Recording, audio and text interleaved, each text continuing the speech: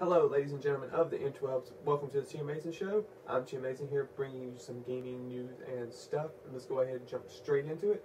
We got some more Christmas week sales to talk about. Angry Birds has sold 8 million copies on Christmas Day and 30 million total on Christmas week. And that is a massive amount of Angry Birds downloads. Age of Empires Online has ceased active development and is now in support phase. Now, this doesn't mean the game is dying, but there will be no new additional content being generated. So those of you playing, don't expect anything new for a while, possibly ever. But there's still plenty of content in the game and it's not going anywhere at the moment. So you can still enjoy that. Let's talk about Bioshock. First, let's talk about Gamestop taking pre-orders on a Bioshock Infinite Skyhook. That is $79.99 and will release on February 26th. It's pretty cool looking. Definitely check that out if you're a huge Bioshock fan. And other Bioshock news is Bioshock Ultimate Rapture Edition. This is a bundle that will come with Bioshock 1 and 2 and all DLC. Plus will also come with Museum of Orphaned Concepts. This is a tour of early concept art, character models, etc., etc. Now this will retail at $29.99 and will hit January 14th, so it's definitely worth checking out if you've not played either of the Bioshock games or have not beaten either one of them. MLB The Show 13 has a trailer out. And we can, expect this sports game. But they have included 2 new modes that I know of, new playoff mode and a beginner's mode. And also the voting for the cover athlete will begin next week. I'll post a link to where you can check that one out. I got another link for you guys to check out. This is a pretty awesome video from Lego C97 that redoes the Last of Us trailer, but with Lego figures. And it's pretty epic, so definitely go check that out, like, right now.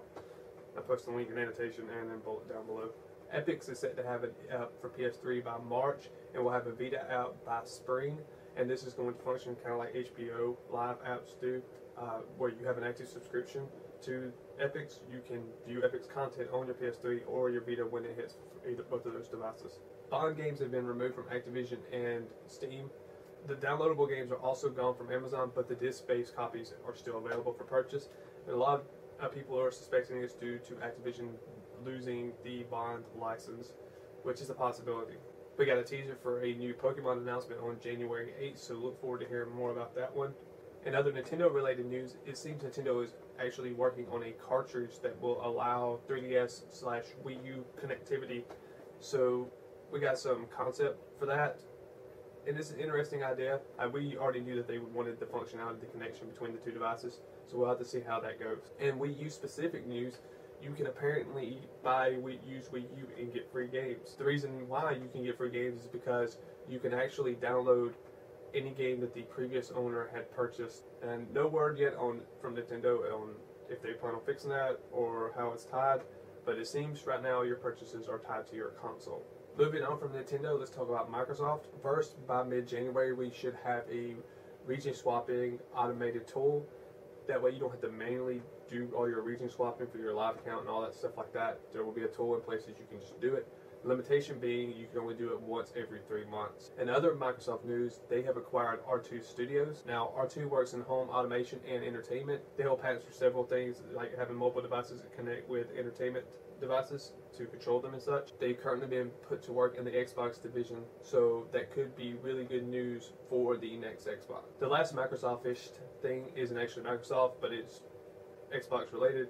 The Razer Sabertooth controller. Now this controller has 6 programmable buttons with 2 extra shoulder buttons and underside rockers. It has an OLED used to program the buttons and also can be used to adjust the sensitivity of the analog sticks. It's currently selling for $80. If you have an Anza Tournament edition, you can get $10 off, which was the previous model controller that Razer put out. And it's a crazy looking controller and it is a pretty awesome controller. Let's talk about some MMO stuff real quick. First is BioWare talking about the future of Old Republic. They've said that they're actually going to be focusing more on in-game over the course of this year, which isn't very surprising. They're planning new ops, new flashpoints, new PvP arenas, and the expansion Rise of the Hutt Cartel is pretty much supposed to be aimed towards the in-game. There's also talks of Elum, which was the World PvP Zone, and several other things, how they're going to shift PvP. That will be posted in a link below. You can check that out. Now the other MMO news is a video showing a possible WoW battleground. It's called Defense of the Alehouse. You can check out the video and see what you think of it. Now, this is said that it should be hitting at 5.2, but we have no kind of confirmation at all from Blizzard, so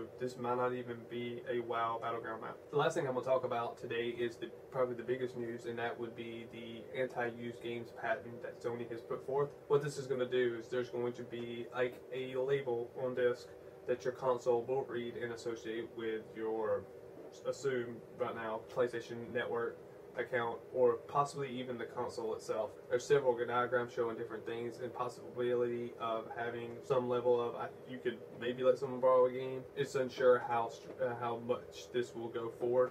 Now remember, this is just a patent and doesn't mean this will hit the PlayStation 4, but it is a possibility. I seriously doubt it if the PlayStation 4 comes out within the next year, unless they've already developed this thing well before putting forth the patent, like well before putting forth the patent. There are other reasons to speculate that they wouldn't actually really hardcore pursue this, but at the same time there's a reason to speculate that they would. I personally hope the system doesn't go into place, or at least go into place so strictly that it really damages like rental services or even my ability to borrow a game from my friend. But talks of this system have actually already lowered Gamestop's stock, with the rumors that it might be in the PlayStation 4.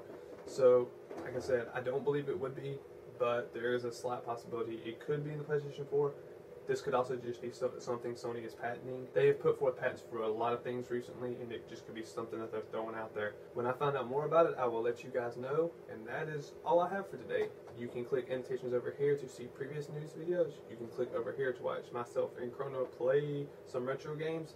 You can click up here or down here to subscribe, which is appreciated. You can click the like button and let us know how you feel about the video in the comments below, which is greatly appreciated. I will be at CES next week, so I'm going to attempt to put forth some videos from CES, but no guarantees there. If not, I will see you guys when I get back.